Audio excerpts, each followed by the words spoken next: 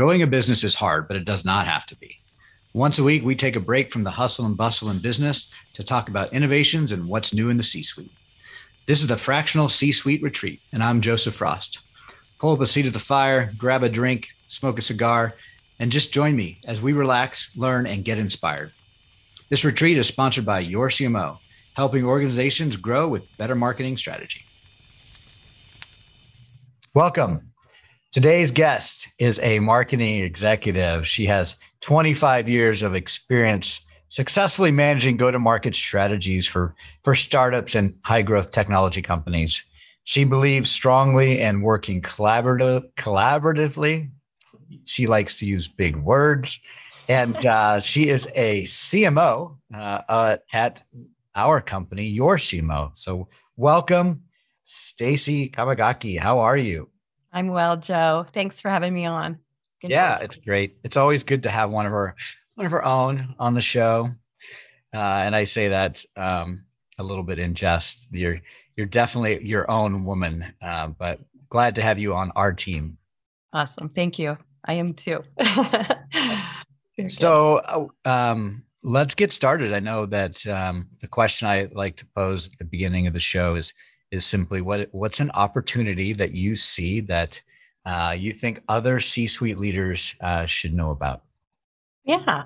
I've been thinking about that. And one of the biggest opportunities I think for the C-suite today is building more intelligence into their business, right? And leveraging data across all areas, across all departments to basically, one, collectively make decisions, share more information and insights across the teams so that people can bring more buy-in, you get everyone on the same page, and they can even ask more relevant questions, bring their perspectives to the conversation. How do companies do that? Great question. I'll draw from a little bit of my experience in a few of the companies I've recently worked for. And of course, as head of marketing, I'm going to look at the marketing discipline first, right? So for example, you've probably heard the term data-driven marketing, and that's been around for a while. And data-driven marketing really focuses on understanding the buyer, right? What are their preferences? What's their profiles, their needs, and even the behaviors, right? We start to really track their behavior throughout the buyer journey. And this helps us bringing in that data to guide marketing strategy and the programs that we invest in. It helps us drive bigger ROI because we have that data to say, here's what's working and here's what's not. So that's just on the marketing side, right? So we look at, where they buy, as well as how they buy. And it's really interesting over the course of my career, for example, I know when social media became a big thing, right? But I sell B2B. And so the main platforms that we used to spend money and market in were LinkedIn and Twitter. Right. And so, most recently over the last several years, we've had, people ask us, agencies ask us, well, what about Facebook and Instagram? We're like, that's, great for B2C, but not really for B2B. Well, do we really understand any shifts in the buyer behavior? Because a lot of feedback that came to us from those experts who maybe tried it out with other organizations did find that there was more and more activity, success in those platforms. And so I think it's, understanding your buyer, having those data-driven insights, but staying on top of that and keeping pulse on maybe shifts in the market and the way that the buyer buys. So that's just a marketing example of how I usually bring that in early in to an engagement. Yeah. Well, really from a marketing side, there's so many more metrics than there ever have been. Yeah. And so sifting through the data and understanding what the right insight, or not insights, but the right metrics are and gleaning insights, no easy task. So what do you tell somebody who's just got information overload? Like, how do I make sense of this data? I've got it all in front of me, but how do I make it make any sense? Absolutely. And I think, that's been something that also has evolved because I don't know, maybe about 10 years ago, big data was big, right?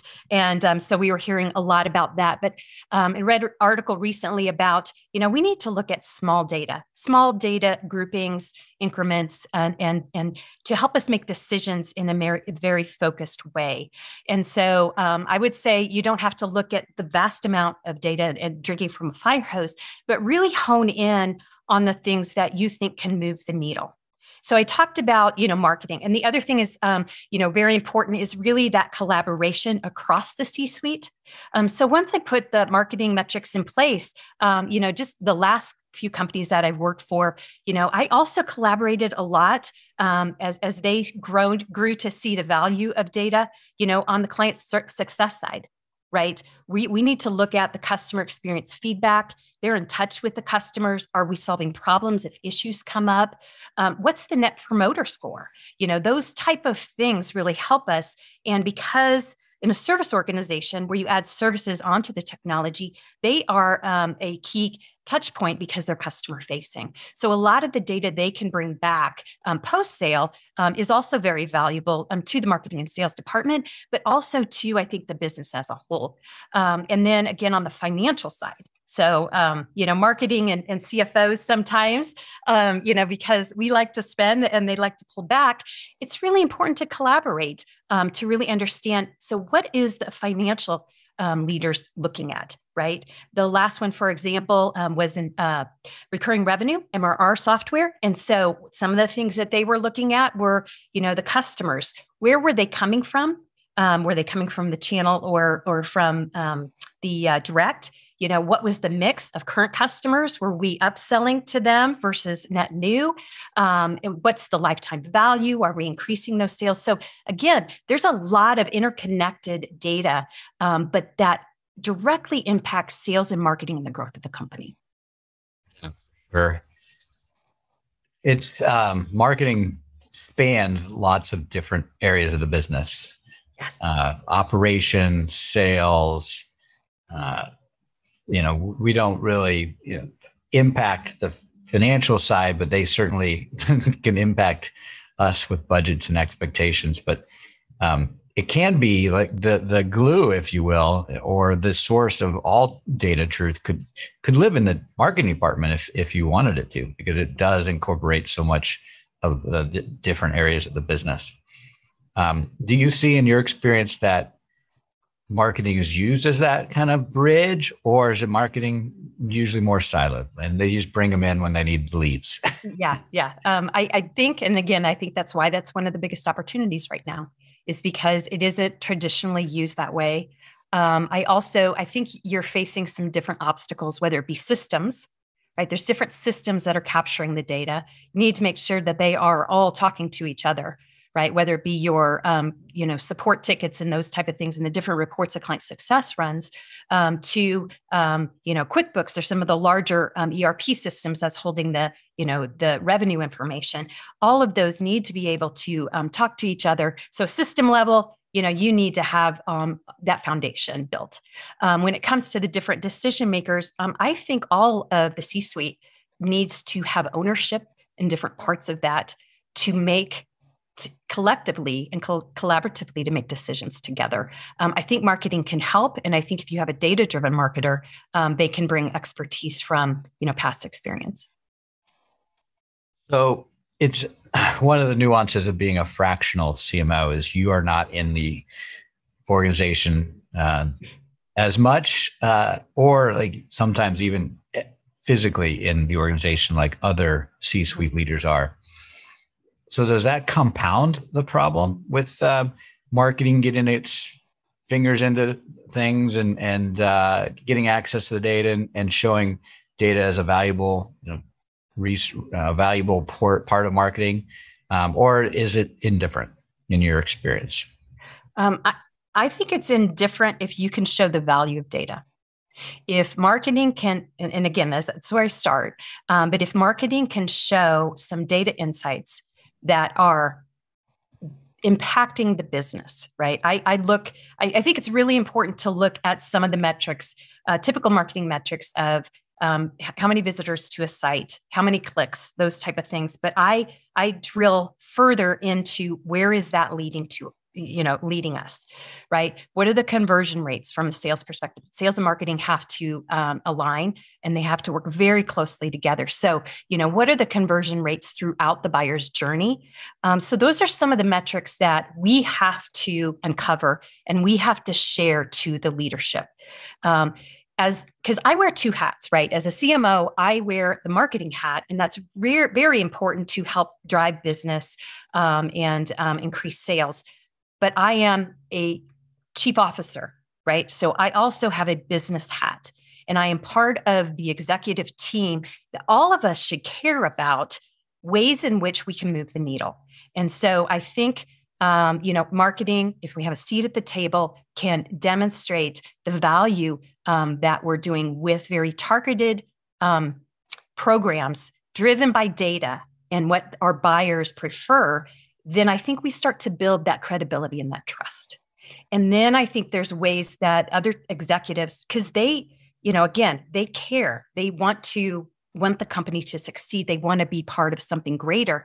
They too will start to look at, oh, well, maybe I should be, looking at these KPIs, these different metrics to see. And then as we start to share that, we could see how that interaction takes place as well. Yeah. What are some of the insights that the customer experience data can give to the marketing team to help with lead generation? Yeah, well, one example I gave about social media platforms, right? So it's really about where do I invest? Where do I put my money? And so to have those customer experience insights, to really ask the customer, right? Because if we don't, then we're making a lot of assumptions. Right? We think they go to, we think they open our emails. We think that they go to these different platforms, those type of things. So we guess on what their behavior is. Well, what if we asked those different buyers and found, patterns, nuances, those type of things, so that we can say, based on collectively this group of buyers, they basically buy through the channel. Okay. Well, maybe we need to invest in our channel programs. Maybe we need to bring awareness and sales enablement, because again, I go B2B tech, right? So it's a big investment, most likely 200,000 and above in an investment. So they often turn to trusted advisors. Well, who are those, right? Especially for smaller organizations who maybe don't have the brand recognition. The path to the customer may be different. Yeah, and I know we internally at yorCMO, we spend a lot of time understanding the buyer journey, and in doing so, we'll interview with new customers in the last 6 to 12 months to understand what those newer customers' buyer journeys are. But also, I know a lot of times in marketing, we're doing net promoter scores and trying to understand how a current customer feels about the product or service. And there's, besides NPS, there's other surveys that we do, and there's other feedback that we get from an existing customer. And I'm just curious, is there valuable insights to be learned from existing customer experiences that can impact lead generation and conversion? Or is an existing customer, once they're a customer, their buyer journey is the only thing that we wanted to learn from them. Everything else that happens afterward doesn't impact bringing in a new customer in. Yeah, absolutely. I do think all of the data is important, and current customers, some could be as new as a month ago, right? Really understanding, who all was influenced in that buying decision. And I think it's really important to keep a pulse on that as time passes, right? So probably not going to take data or consider the data as valid if it was from customers who purchased 10 years ago, right? And they're just using our system, say storage, right? Data storage, right? Using our system, but those within the past few years, especially, because I think it's really important to try and have that recency and that relevancy of the different buying options that are available to buyers in today's world. Yeah, I know. When we talk to prospects about our service and we share with them that we do these customer interviews, the first feedback we get is, "Oh, our customers love us," and it's rare. Then we have to explain, well, that's not what we're interviewing for. We're interviewing to find out how they found you and what challenges they were facing when they went to look for you. And because a business owner, their mindset is customer interviews is all about how well they like my product or service. And a marketer's lens is oftentimes different, which is how did you find us and how do we find more people like you? But is there feedback about how well they like our service that's valuable to marketers? Oh, absolutely. I mean, right? Our service it's the product, right? Same with, if we really bring in all departments, right? And I haven't mentioned HR yet, but the people, right? And hiring and having the people and, having them all in, right? That they feel part of an organization. They know where it's going.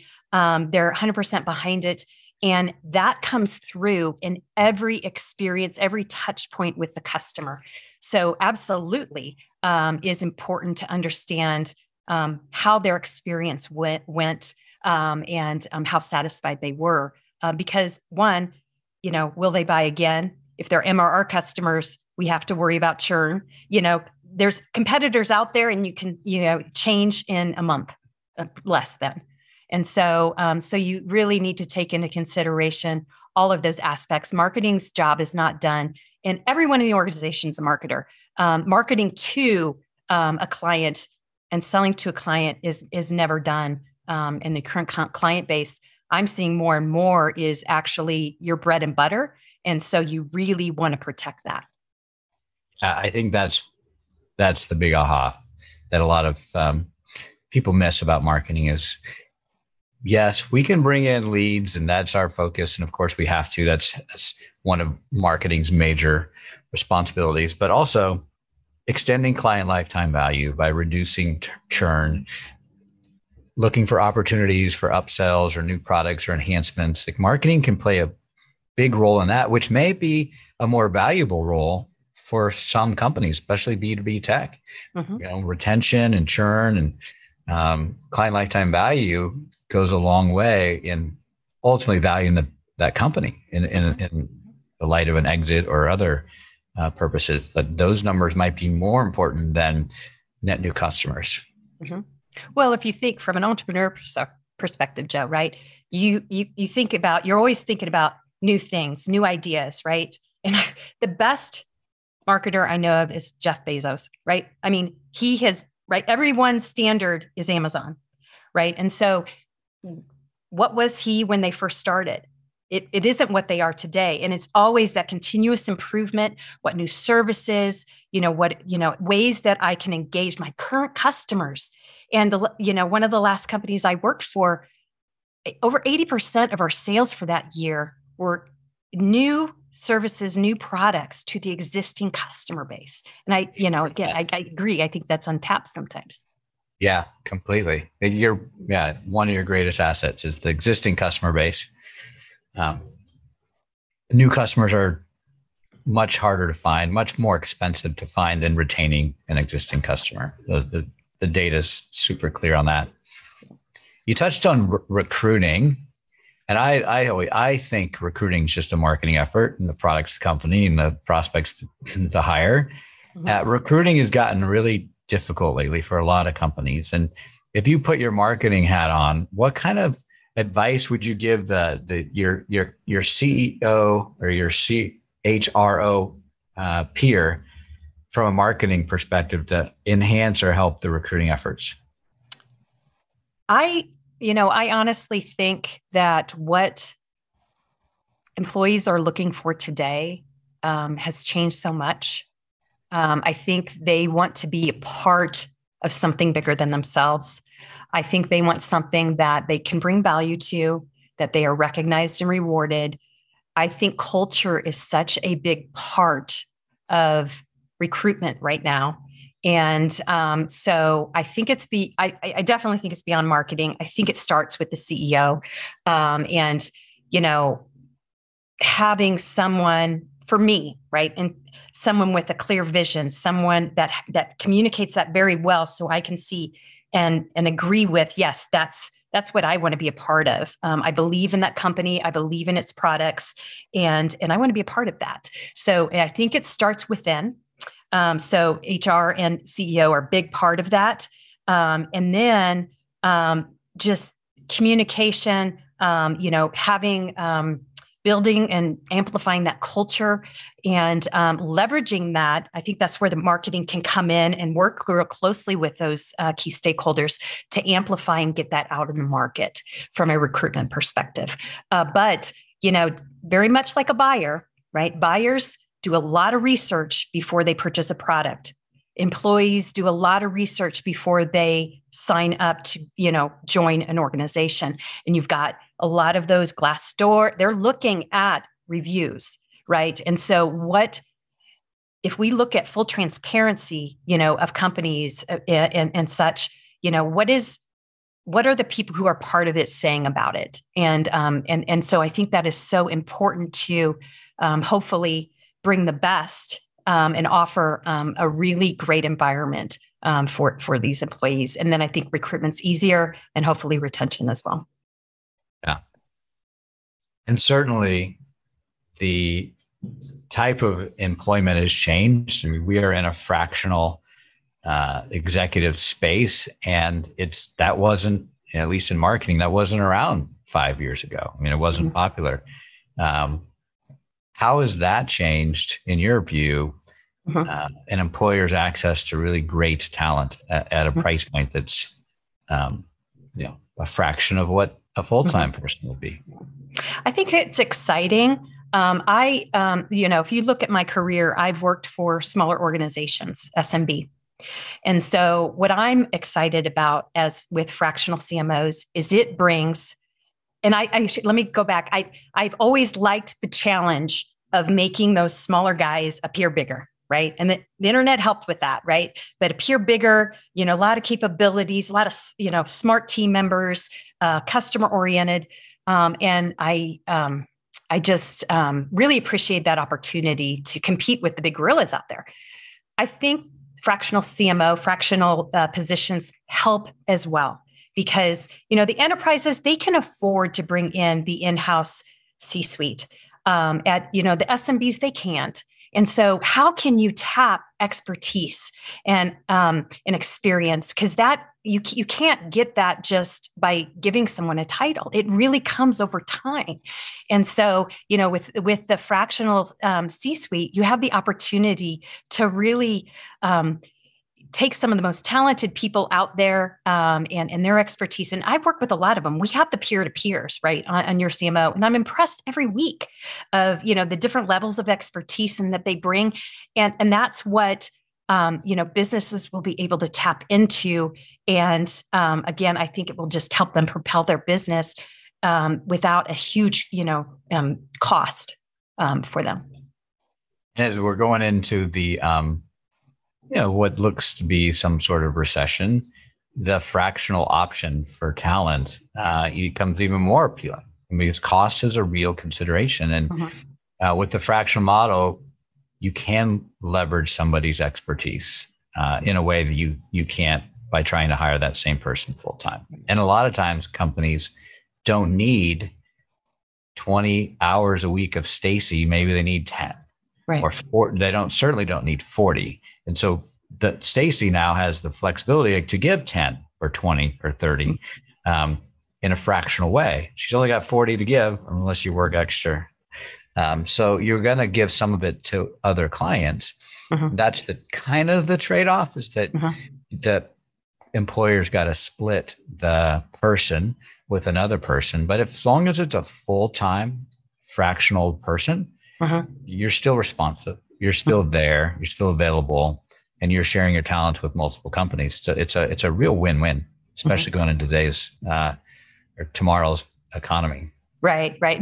One of the other values I think that they can benefit from is real-time learning. Right, that's transferable. Right, as a fractional. Right, I'm working with, say, 3 different clients, and so learnings that I gain from one, program or strategy with one client, we can take those lessons and apply them again in the now, right? And so I think there's also real-time benefits of working with someone who's very plugged in and testing things across various companies and clients. Yeah. Well, I like to think that at yorCMO, we scale wins. So a small win or a big win or a win that any client has, not only can that CMO share it with another client, like you mentioned, but because of our peer-to-peer, we can share it with each other and share it with multiple clients. And we can truly scale the wins that our CMOs are having with their clients in a way that you can't get from hiring a full-time person. You can't get it from an agency. You can't get it from an independent fractional CMO. You can only get it from an organization like ours. And I think that's a huge value proposition for prospective companies for sure. Yep, I agree. Yeah. Well, let's switch gears a little bit. What does Stacy like to do for fun outside of work? Well, I'm a family gal. So I love spending time with my family. I have 2 adult children, so I am a bit of an empty nester, but still love spending time with them and my husband. And I would say we're a bit of adventure seekers, right? So we love to travel, and in most of our travels seek new adventures. The Caribbean's one of our favorite destination spots, the different islands.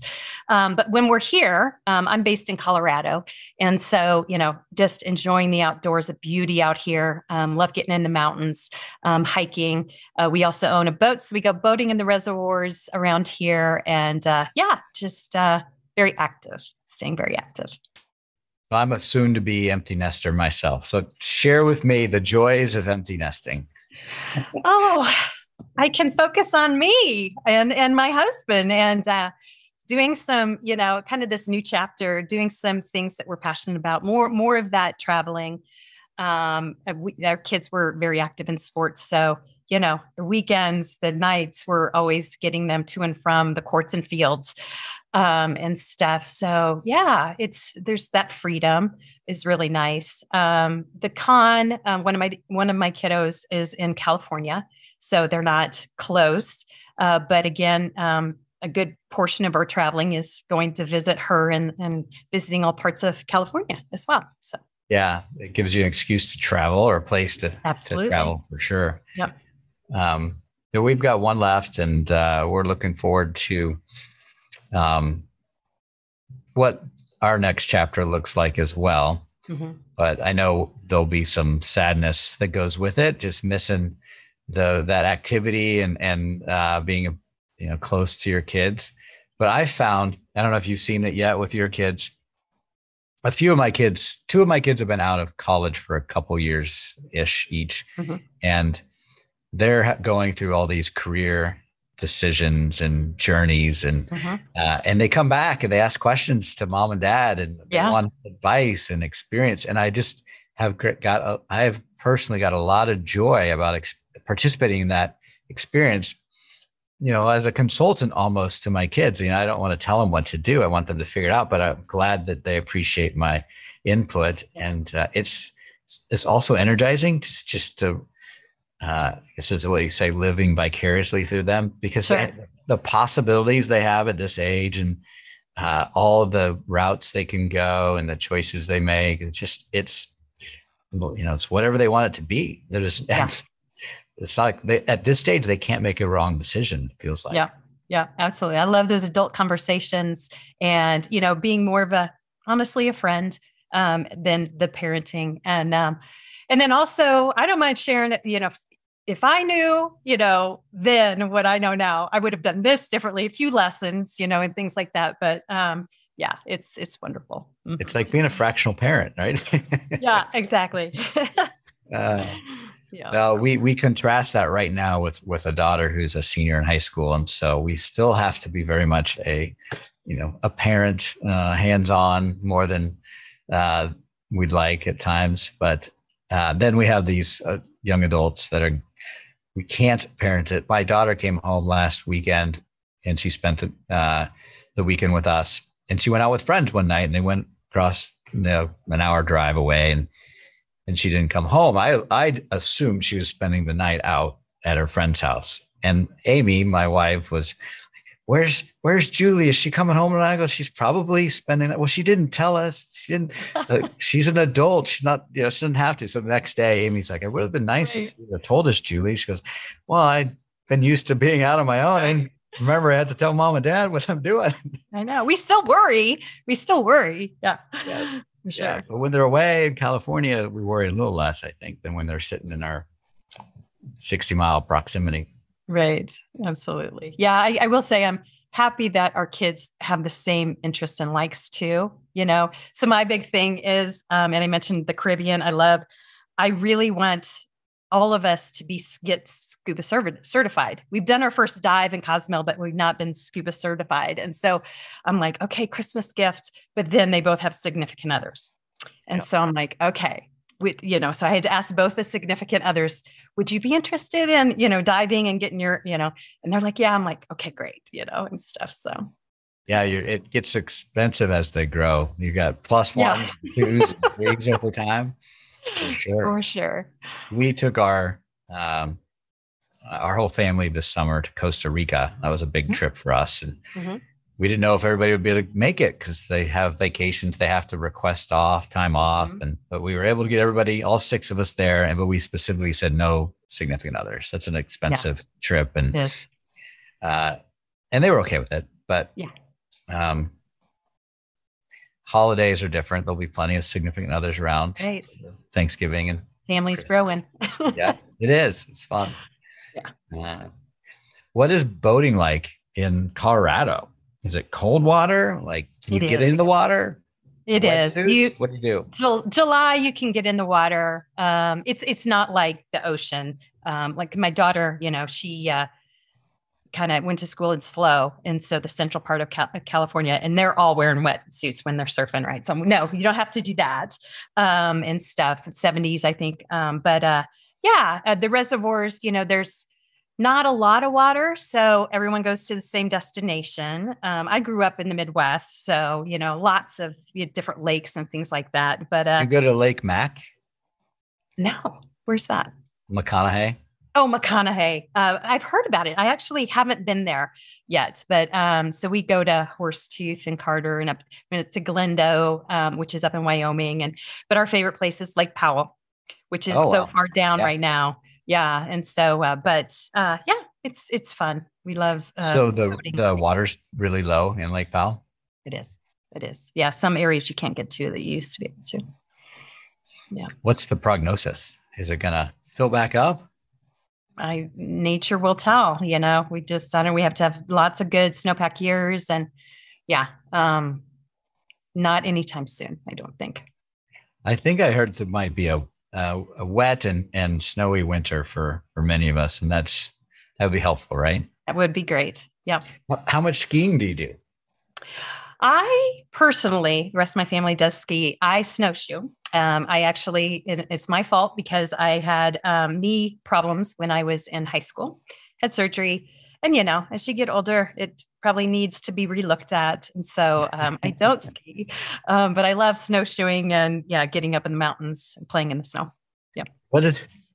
Is snowshoeing just like hiking with big flappy feet? It is kind of like a racket on your, they're not like rackets. Yeah, I've seen them, but what is the purpose of the racket? Is it because you're walking on like fresh packed snow and it keeps you from falling through? Is that? You can walk in 2 to 4 feet of snow. It's a great workout and stuff. And so you sink, it won't let you sink all the way. Okay. So yeah. Oh, and snowmobiling is the other winter sport I love. Now I heard that is, that can be quite incredibly dangerous. How do you snowmobile? Tell me. Well, we go to like Grand Lake and it will, they have different areas that, the park and stuff like that you can go back into and it's just this open, kind of like a bowl, right? Just open snow area. And you just kind of go wherever. And as long as it's, not crowded, which they do to try to control that and stuff. It's amazing.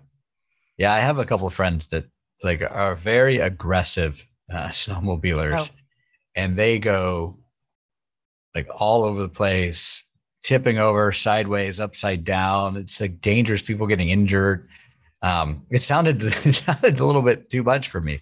So there is a more passive, scenic way to snowmobile. Yes, more controlled. Yes, for sure. Yeah, it's probably like whatever your taste, whatever your temperament. Yeah, it's a difference between maybe like dirt biking and riding a moped. Right, exactly. I prefer the moped. Mm-hmm.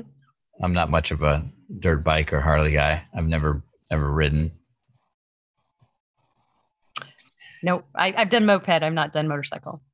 Yeah, I got a little moped for my son when he was in high school because we needed an extra car. We had 4 kids, so we just couldn't buy 6 cars. It just didn't make any sense. So I got him a moped, and he loved it. He was riding back and forth to school. And then my daughter, who's just a couple years younger than him, when it was time for her to get a car, I said, "Well, we got this moped." She goes, "Dad, I'm not riding a moped. There's no way." Because I wear dresses. I'm a cheerleader. I can't wear. Like, the hair. The hair. Yeah. So she got a car. Yeah. That probably suits her. Yeah. Well, good. Well, I'm excited to visit you in Colorado. I'll be out there this weekend, but I don't think I can sneak in a visit. We're taking my son on a trip to Estes for the weekend, so we'll be out there enjoying the nature. But when I do get out there in person, we'll spend some more time together, and I'm looking forward to that. Yeah, absolutely. Well, if you need to know of any good hikes in Estes, I can send a couple of my faves. Oh, what are your faves?